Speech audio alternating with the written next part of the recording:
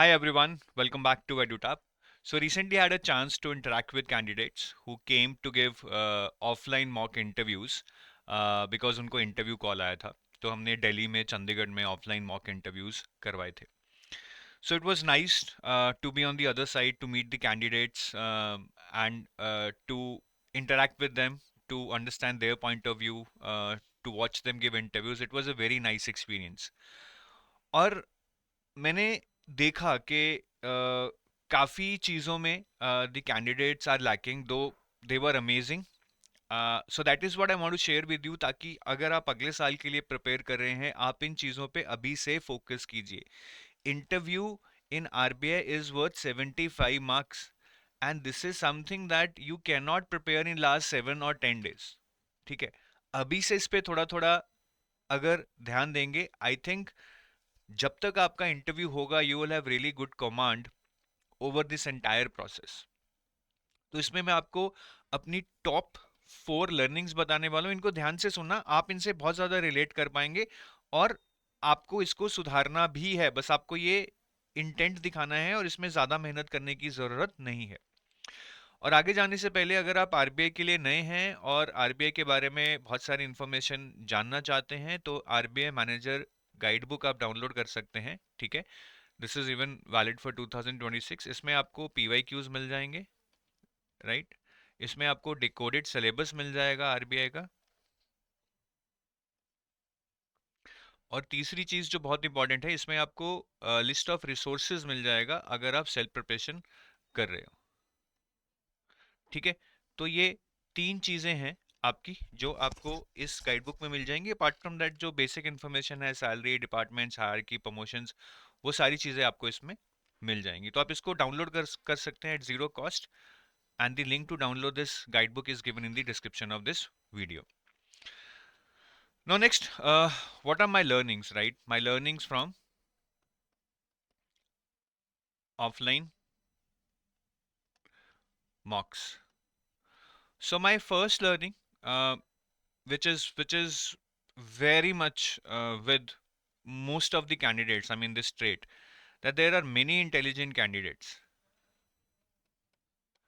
There are many intelligent candidates. What the point is, if you interact with them, you got to know that they also have faced multiple failures failures कह लीजिए setbacks कह लीजिए and when I say that there are many intelligent candidates by intelligence I do not mean कि यार वो कोई IIM से हैं IIT से हैं बहुत अच्छे कॉलेज से हैं या उनके 90% हैं 10th और 12th में या ग्रेजुएशन में my criteria of telling them to be intelligent is कि यार उनको अच्छी खासी नॉलेज है आप क्वेश्चन पूछेंगे तो उनको आता है उनको कॉन्सेप्ट्स आते हैं उनको करंट अफेयर्स आते हैं they are aware about what is happening around them and how to relate it with the theory in the book or how to relate it with the questions that can be asked in the interview ठीक है तो but अब setbacks क्या हैं setbacks आप अगर उनसे बात करेंगे तो काफ़ी लोग जैसे पिछले साल इंटरव्यू देने गए हैं कोई 2 मार्क्स से रह गया कोई 4 मार्क्स से रह गया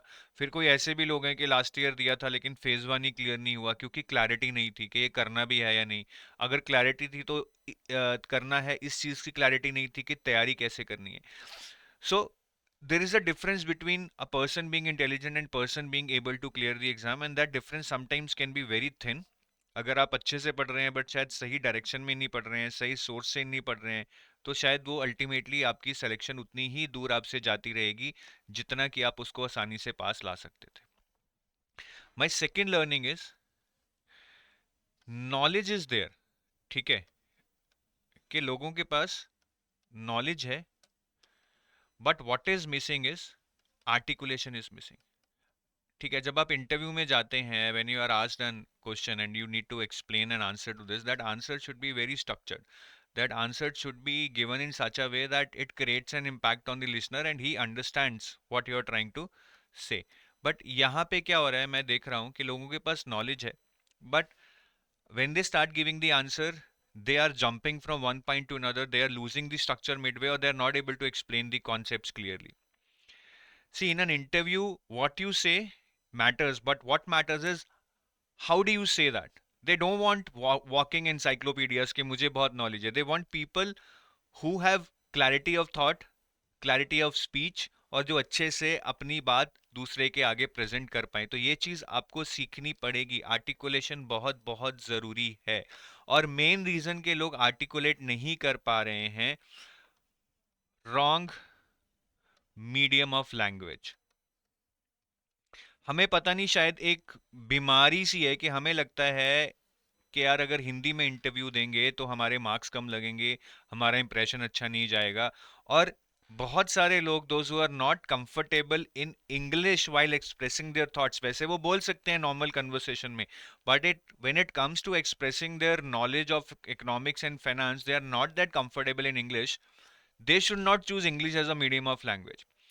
Always choose medium of language in which you can express your thoughts very clearly so that your articulation is great. तो ये बहुत बहुत मतलब मैक्सिमम लोग यही गलती कर रहे हैं कि नॉलेज है, ठीक है, उसको बता भी सकते हैं बट शायद इंग्लिश में नहीं बता सकते, हिंदी में बता सकते हैं. See this interview is not a test of your language, ठीक है, it's a test of your knowledge. It's a test of your expression of your knowledge. It's a test of your articulation.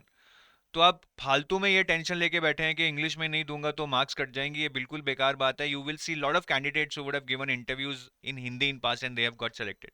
ठीक है, तो आप बिल्कुल भी हिंदी को negative चीज लेके ना चलें. इनफैक्ट हिंदी को चुने if it helps you to express your views in a better manner with a better clarity of thought with a better articulation. और चौथी चीज जो मुझे लगता है कि अगेन जो हमें एक दुविधा डालती है, I mean we focus more on the perfect answers, but I believe that personality matters more than perfect answers in the interview. ठीक है, परफेक्ट आंसर्स आप दे नहीं सकते और परफेक्ट आंसर्स होते भी नहीं है, इसके लिए आप जितना मर्जी पढ़ लो. And personality here what I am saying is not about कि आप अच्छा कोट पैंट डाल के चले गए, आप अच्छी इंग्लिश बोल रहे हैं तो वो आपकी पर्सनालिटी है. By personality I mean here honesty, calmness, clarity of thought. ये चीजें आपकी पर्सनालिटी वहां पे डिफाइन करेंगी. And honesty, integrity, this is the most important aspect that they are going to check in the interview. अगर आप थोड़ा सा भी कहीं ब्लफ मारोगे और उनको पता लग गया, that will create a very negative impression on on them कि यार ये भी बाकियों की तरह है, कुछ भी बोल रहा है. तो पर्सनालिटी मतलब ऑनेस्टी, मतलब बीइंग काम अंडर प्रेशर, मतलब बीइंग क्लैरिटी ऑफ थॉट. ठीक है, उनको कोई परफेक्ट आंसर्स नहीं चाहिए, मैं बार बार आपको बोल रहा हूँ. और परफेक्ट आंसर्स कुछ होते भी नहीं है, वो आपको बहुत चीज़ों पे ग्रिल भी करेंगे, that's okay. Sometimes an interview the best thing to say is that maybe sir I do not know, I might have missed this, I'll go back and surely read about this. This can be one of the best answers in the interview if you do not know about something. Or maybe if you are not sure about something but still you want to take an answer, the best answer can be, sir, I'm not sure about this, but if you allow me, I'll take a guess. Or I'm not sure about this, but my understanding on this is such such such. So these are not perfect answers, but these shows your shows your integrity, shows your honesty कि आप ऐसे bluff नहीं मार रहे हो. This also shows that how calm you can be under pressure when you don't know something. तो ये कुछ मेरी learnings हैं, और भी बहुत हैं, बट ये मेरी 4 इंपॉर्टेंट लर्निंग्स हैं जो मैं आपके साथ शेयर करना चाहता था, जो बहुत ही शायद कॉमन है, आपको शायद किसी ने पहले भी बताई होंगी, बट शायद वो हमारे दिमाग में अच्छे से जाती नहीं है. We are not sure about that कि हम इसके बारे में क्या कर रहे हैं और क्या करना चाहते हैं. बट अगर आप इसको पॉइंट बाय पॉइंट उठाएंगे, I think this this is doable. सबसे पहले तो अपना मीडियम ऑफ लैंग्वेज आप फाइनलाइज कीजिए कि आपको इंग्लिश में इंटरव्यू देना है और हिंदी में, and whatever it is your articulation in that language should be at the no at the best. और जब भी आप तैयारी कर रहे हैं, आप जितने भी इंटेलिजेंट है, मैं ये बोलूँगा आप अच्छे से तैयारी करें. डोंट टेक इट लाइटली कि ये तो मैं कर लूँगा, वो तो मैं कर लूँगा. ऐसा कुछ नहीं होता है. बैंकिंग वाले फेज़ 1 में फेल हो जाते हैं, यूपीएससी वाले फेज़ 2 में कम मार्क्स लाते हैं. ठीक है, तो बहुत लोग भी मिलेंगे, और अगर आपको भी सेटबैक्स हैं तो भी आप निराश मत होइए. This journey will come through to its end only after you have faced multiple setbacks, but there is a light at the end of the tunnel, and you will be happy once you reach there, but it takes a lot of courage and effort to reach out there. So that is all from my side. और अगर आप RBI grade B के कुछ courses assisted preparation के लिए चाहते हैं, then EduTap can help you with gold course and silver course. Gold course is for phase 1 plus 2 plus interview. Silver course is for phase 2 plus interview, ठीक है। Silver course में आपको quant reasoning English नहीं मिलेगा, phase 1 के जो मॉक्स हैं वो भी आपको नहीं मिलेंगे, लेकिन जो फेज 1 की जीए है वो आपको मिल जाएगी, because that overlaps with phase 2 current affairs. बाकी गोल्ड में तो आपको सारा मिल ही जाएगा। So that's it from my side. Have a nice day, bye bye, जय हिंद।